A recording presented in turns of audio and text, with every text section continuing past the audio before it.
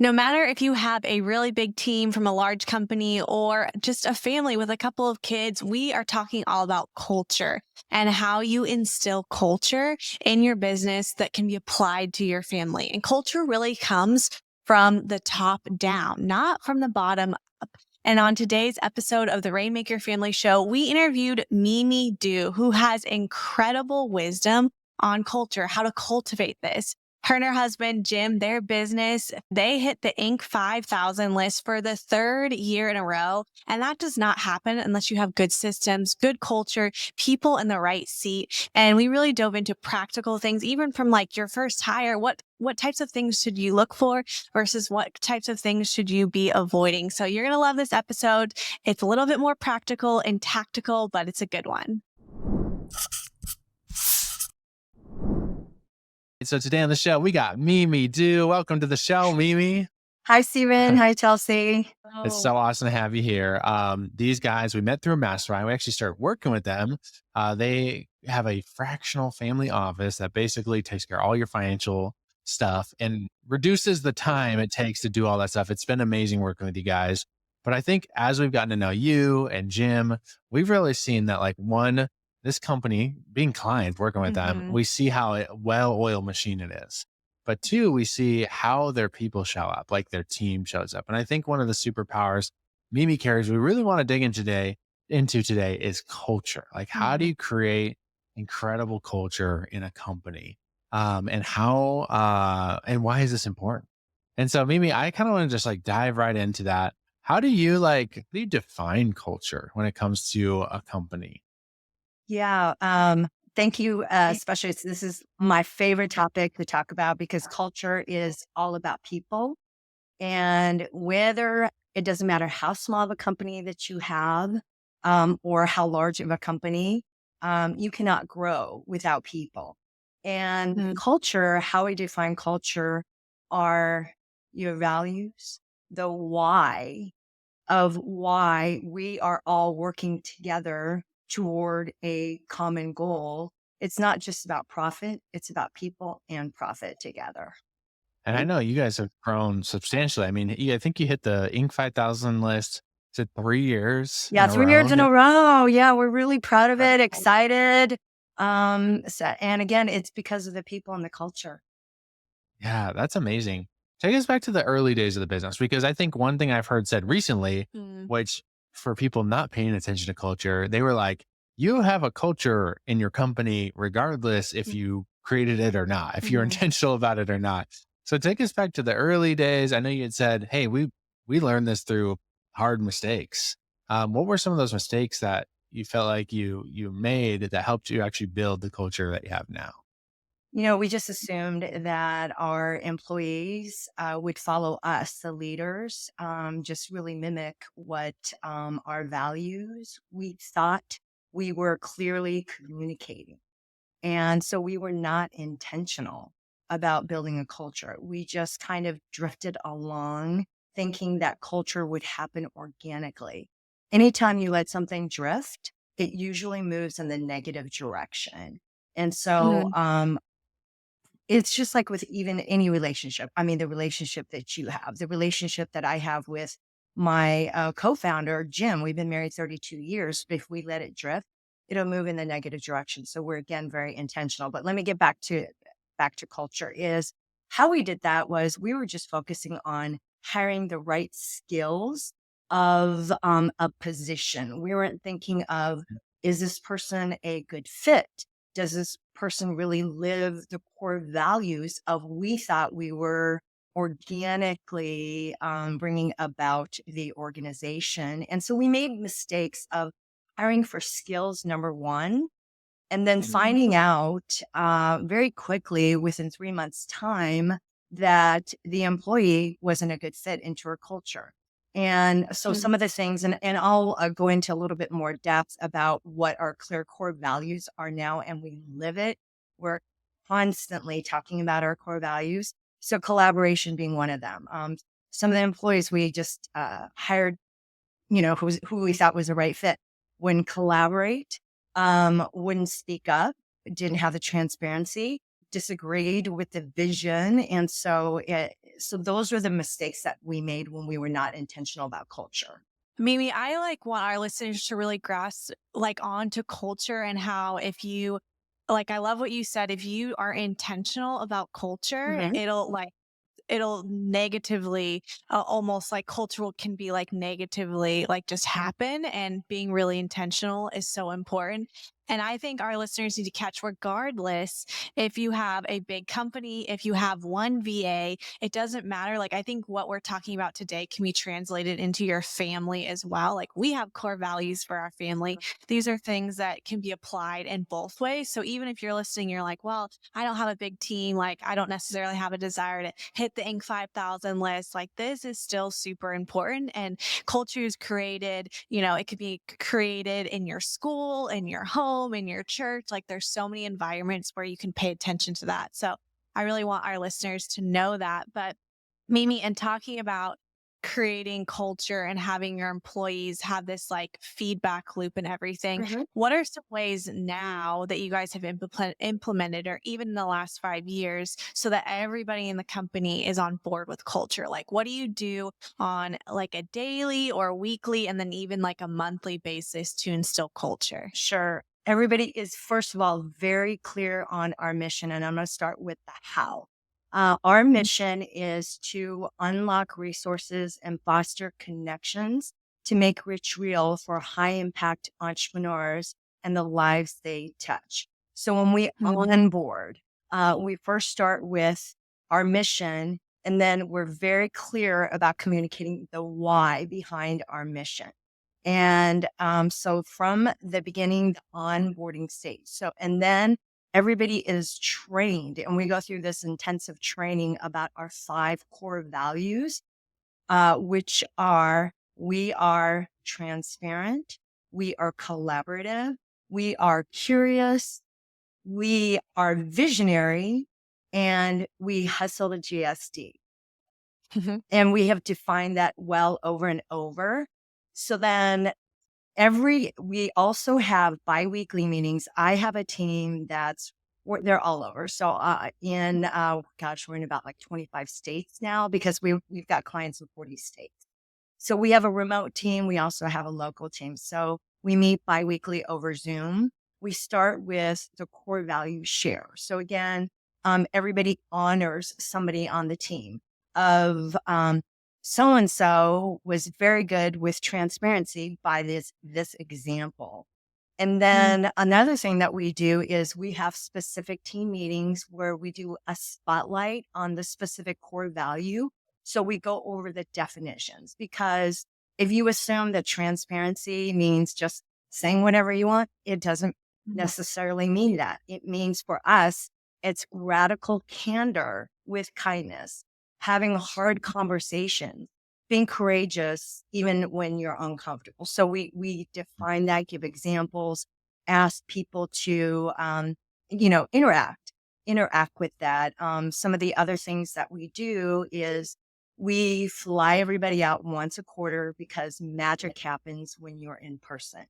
And we Mhm. do specific interactive exercise. We do things that are social. So then again, it's all about getting to know each other more on a personal as well as a business level. So again, those are, I have so many different examples, but those are specific examples that we, again, it's all about culture and the core values at the forefront. Yeah. I have a question, like, so, because I definitely see this, it's so key in business. We've seen this with our company, Mhm. but also in family, right? And like, I remember, we were at this restaurant together, and, Bernice King, right, talking about her mom at the dinner table would cast the vision for the Mhm. family. And she'd be like, this is what our family's about. Mhm. Right. And so I think about like, the way place you almost have to start is like really going internal and saying like, what are our values? Like, Mhm. Mhm. whether it's for your family or your business or both. Was when you guys came up with those 5 things, was that just a you and Jim thing, or was it a collaborative thing? Did you bring the company into it? Like, talk about like how you got down to, this is our values. These are the things we're going to stake our flag in the ground and say like, we're going to be about these things. Initially, when we had a much smaller team, it was a collaborative thing. And it took It was not easy. These 5 core values didn't pop up magically. It took weeks and we had disagreements about it. There was a lot of disagreements, a lot of this is what I think it should be. And then we just met with it several times over and over and over. So we just took a whiteboard. We listed out everything, integrity, Yeah. loyalty, just every single thing. And we just kept circling. It was really at that time a team of 8 of us Okay. who, Yeah. we were just whiteboarding and the same words just kept coming up over and over and over. And then Jim and I sat with it and said, okay, we have to define this. What does this really mean? What is this Mm. going to mean with us? So we defined it. And again, with a team, with collaborative, that's why one of our core values is we are collaborative. We, again, further defined it. And then we've tweaked it where today, it took us a few years to, really put a stamp on these 5 core values, where today, this is it. Everybody who we onboard, this is it. And this is the culture of Do Wealth. Wow. Mm. That's awesome. Are there certain milestones that you, or like gifting things or recognition that you have for your employees in place? We have what's called the Core Values Award, and we do that once a month. So a team member is nominated, and we have different departments, and the ops side, the HR department, and our advisors are the ones who get most of the recognition because they're the ones who work directly with our clients. But this is a time to put everybody's names in the hat and how they live the core values. So we've got their Core Values Award. We also have a social page that's really fun through our Mm. team's channel. And that's how they're recognized. And so we call it just like Mm. honoring somebody with the core values. So that's something that we do that's fun. And then once a quarter, we have somebody present that wants to discuss and spotlight one of the core values. That's awesome. In that socials channel, like what kind of chatter happens in there? I love that you have that for your team. Okay, this is crazy. I have to turn off the notification at times. Because when I let my phone go for like a few hours, I'm in a meeting or something like that, it has blown up. We're talking Mm. like so many likes. I think that one time there were like 100 likes and all this and that. Somebody is putting like a meme. Somebody is, it's just really fun and contagious. It's a fun social channel. And at Yeah. times I've thought, oh my God, this is really crazy. But you know what? It also gives the team a break. When they need Mm. a break, or it's not, I don't know, it's kind of a downer of a day. Maybe something's not going as well. It's a fun way to take a break, look at the social channel, and smile, laugh, and have fun. What's the balance between like, I mean, you have the GSD, hey, we get stuff done. Mm. Like you have there's a high, driven performers on the team, right? A players. Yes. What's the balance between like holding people really accountable to culture and to like, getting what they're supposed to be getting done? Hmm. Mhm. And also not overextending people, right? Not like, oh, this is like the hustle culture, like, Right. they're hurting their marriage because they're like working so hard Yes. type of thing. Yes. What's that balance for you guys? How do you kind of like walk that line? Yeah, Stephen, I'm so glad that you brought this up because we recently did a spotlight on Hustle to GSD, and the outer world would think it's all about grinding. It's about working at all costs. It's about not spending time with your family. And for us, and what this means is efficiency. We have Mm. a team 31. And initially, when you start with us, things are going to take some time. There's a learning curve. There's what's called a Do Wealth University that Mhm. you have to go through. And so we're transparent in the beginning. It's going to take some time, but once you learn our systems, you will become efficient. So what this means for us, and this is for any of your listeners, it doesn't matter how small your team is, how large your team is, your systems are going to make or break your team. And that's Mm. the only way to grow together. And one of the best things, Craig Rochelle is one of my favorite leaders. He has a leadership podcast. And I know the two of you have heard him as well. But I love what he says is that strong systems make good people look great. Weak Mm. systems make great people. And so Mm. that's where we're also about. And the Hustle GSD is about getting to know our systems and becoming efficient. Mm. Oh, wow. What was like, I feel like in growing a business, one of the hardest parts is almost like releasing control, right? In the early days, it's you and the 8 people. You got your hands in a lot of stuff Yes. still. You know, now 30 people. I know you guys have even, transitioned the company, right? To Uh-huh. even like being employee owned. Like that's a crazy transition and releasing control within itself. Talk us through that because I think that's sometimes the thing that holds people Yeah. back even in the very beginning, Yes. like their Yeah. first hire, that first virtual assistant, they're like, "Oh, well, I could just do that Photoshop myself," and like they just like spend time doing it. Mhm. So talk about like the art of releasing control and how you guys have kind of learned that. Any stories you can share around that or breakthroughs you've had? I'd love to hear on that. Yeah, I mean, the journey is when you're founders of a business, it's your baby and you feel like you have to oversee everything. And I know I made that mistake in the early years.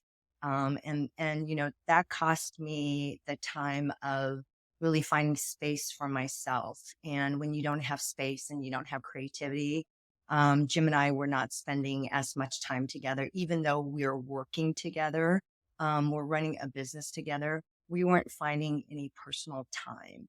And Hmm. what you have to know is in order to grow is you have to have confidence in hiring the right people and letting that grow is I guess that's the most important thing. If you truly want to multiply, it cannot happen without letting things go. Our best growth has been when Jim and I have just said, okay, you take this department and run with it. You take, and Mm. that's part of having people um, you meet with them, you still there's some accountability there. You never say because I've seen entrepreneurs also go, Yeah. you know what, I'm done. I'm gonna let it go, let them run, and then they leave maybe for I don't know, like a month. Take like a month sabbatical, and their business has just gone the other way.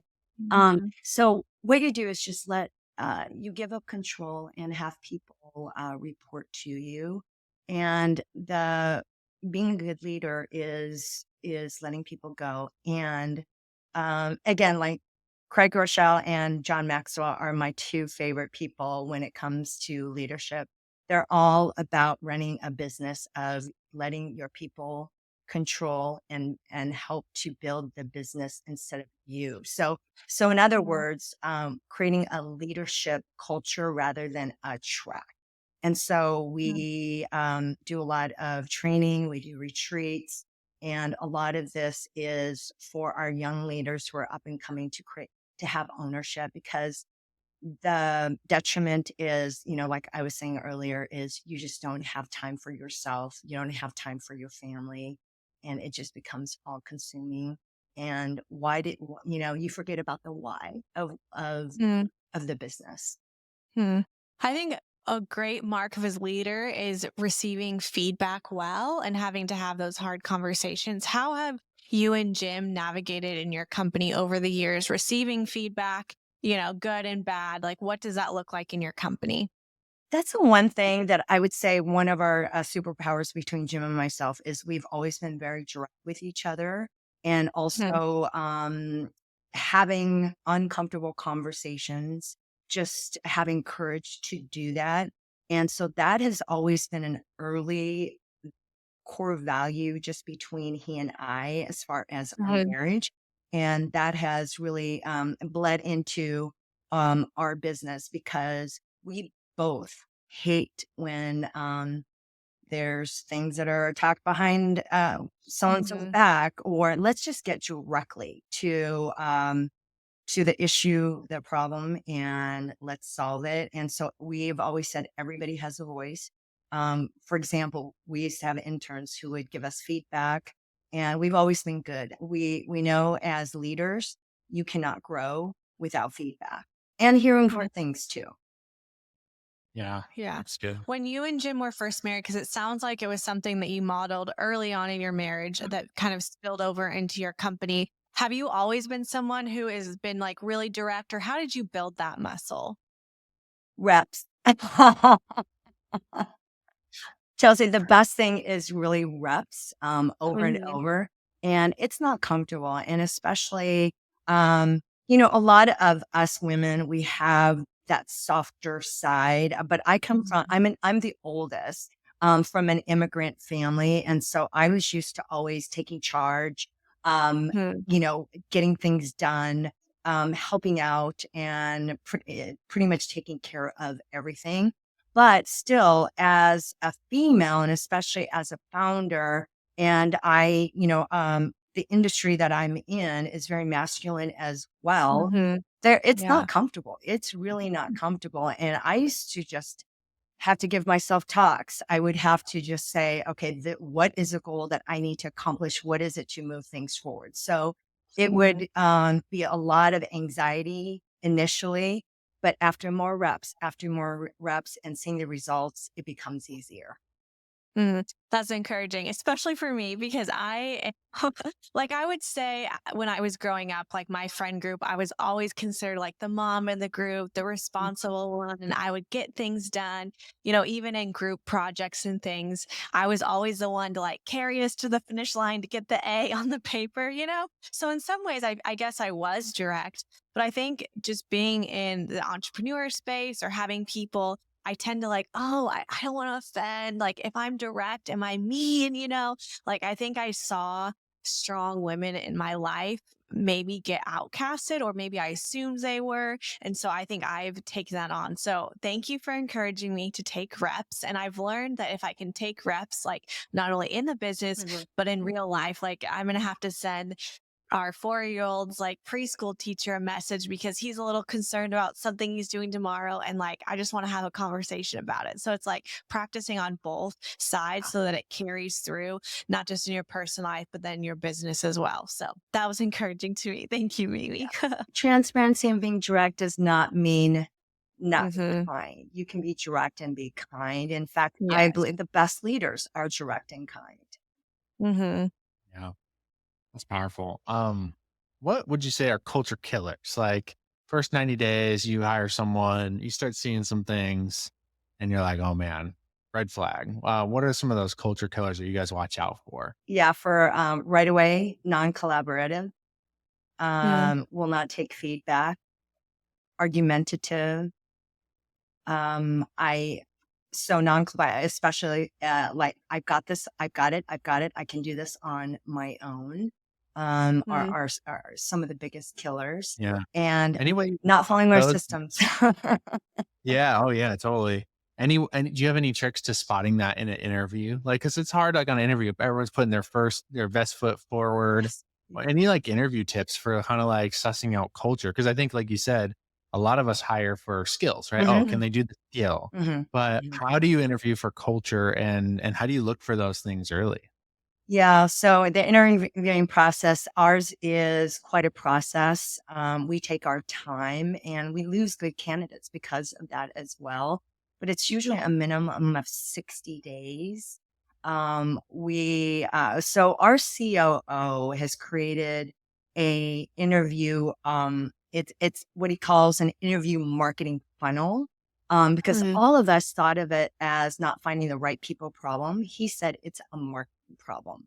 So he mm came in, built this funnel of what our company is all about, what we stand for, our core values. And then he uses, the typical interview platforms or the candidate platforms, like Indeed, LinkedIn, and things like that.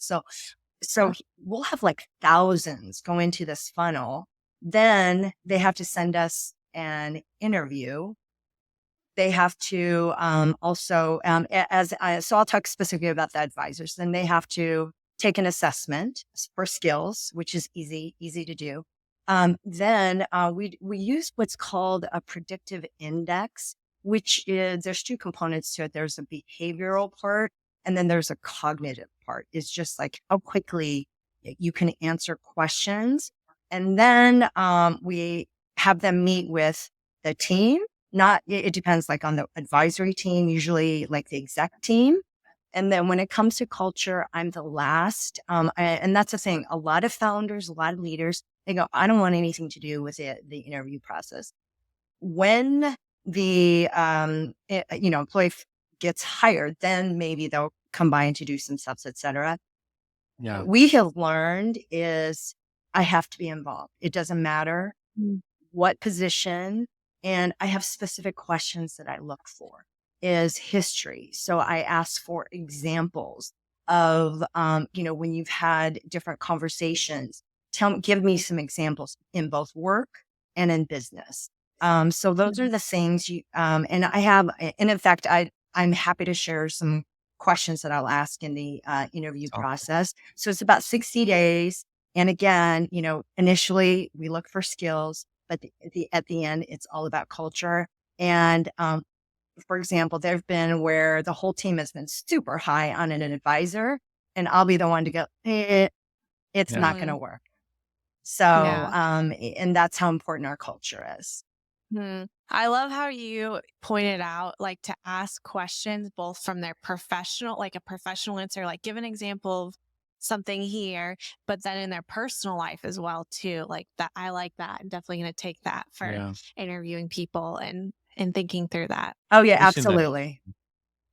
Yeah, we love to be involved with a lot, like the final check, because sometimes, it's just those, you can just send something or see something where it's like, they check all the skill boxes. They have all the skills. It's just this little thing that's off. There, and no one probably knows the culture better than you, because you're creating the culture, right? So it's really good to see what lines up. I think the big thing I've seen is like culture not only attracts, right? Like you have that job post and it's like attracting the right people, but also repels, right? There's certain people who are like, oh, that doesn't really, I kind of like to work solo, right? I'm not collaborative, right? So they're just not applying. And so it's a really great thing to set. So I think a takeaway, if you're listening to this podcast, you haven't really sat down to think about your values. Like, what is the culture you want to intentionally create, right?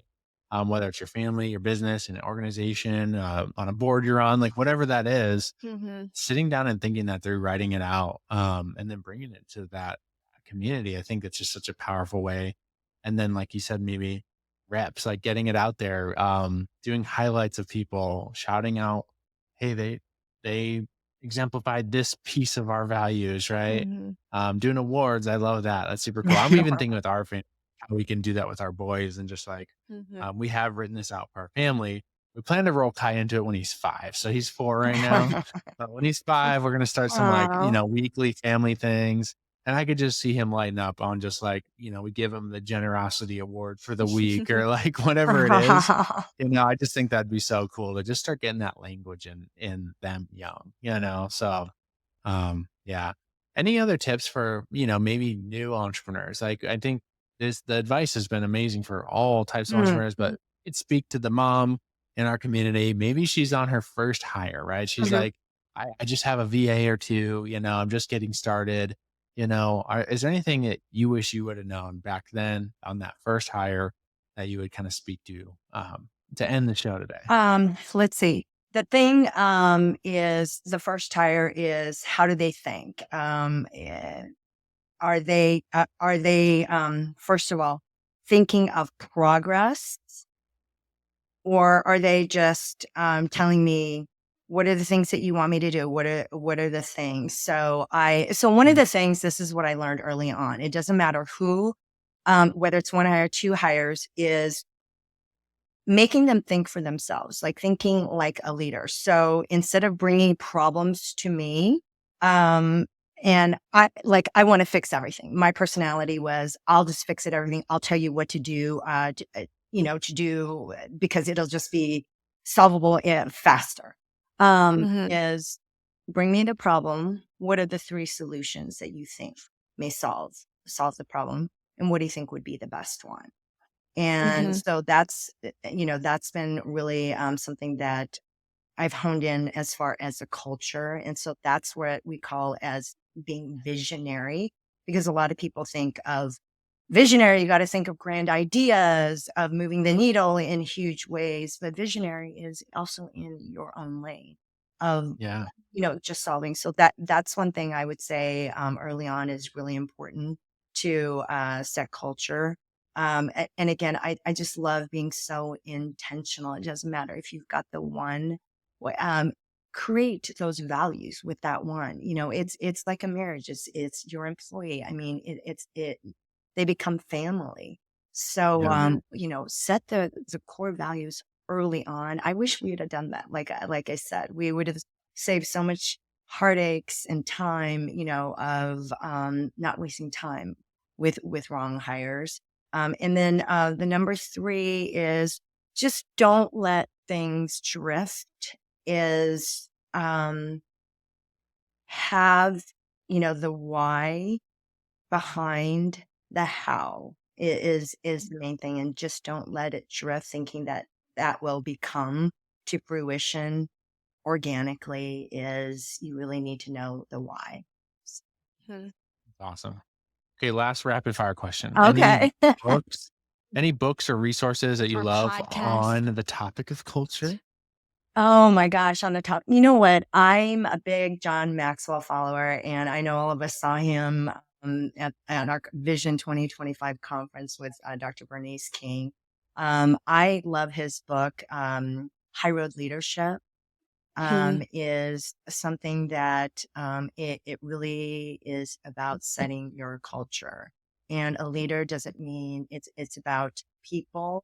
It's about providing value. So he's another one. Um, I love Ed Milet. He's another big. I'm a big follower, and he's all about people. And then Craig Groeschel, his podcast, leadership podcast, are the ones that really focus a lot on. And one more thing with culture, and especially helping with uh, the book that I mentioned earlier, Radical Candor by Mhm. Kim. Oh my gosh, last name. I think it's Kim Scott. So Radical Candor is Mhm. another one to help your audience have good conversations, direct Well, conversations without Um, without causing a lot of pain. yeah. That's good. Ooh, sounds Radical good. I'm candor. picking that up. I'm pretty Awesome. sure one's in my wish list too. So that's like the bump I need to put it in my actual like Put it in Audible the cart. library. Yeah. That's awesome. Thank you, Mimi, so much for being here. Mhm. If people want to check out more what you're doing, like where's a place they can find, you guys online? Yeah, dowealth.com. We're also very active on LinkedIn, and it's our LinkedIn page, that our Do Wealth page. We're very active there. So, but Awesome. dowealth.com. DoWealth.com. Yeah. Awesome. Thank you so much for being here. Thank you, This is Mimi. awesome. And like I said, take something from this podcast. You're listening to this and make it real for you. I love how you say, make rich real. Like I would say, make culture real, Mm. whether it's in your family, your business, an organization. Where is an area that you could apply this to and take action on today? So thank you so much, Mimi, for being here. We'll see you guys on the next show. Yeah. Thank you for having me. This was fun. Bye bye. Thank you for listening to another episode of the Rainmaker Family Show. If you're not a part of our mastermind yet, I want to say I think you're missing out. Our heart here at Rainmakers is to create total abundance for you. That's why we're offering a free one-on-one family freedom design session for you, our faithful listener. Yeah, if you want to hop on a call with our team, see if it's a good fit to build a business that creates time freedom for you, financial abundance, and helps you leave that thriving family legacy. That's what we're all about in our Mm. mastermind. You can grab a time on our team's calendar at rainmakerfamily.com/mastermind. Again, that's rainmakerfamily.com/mastermind.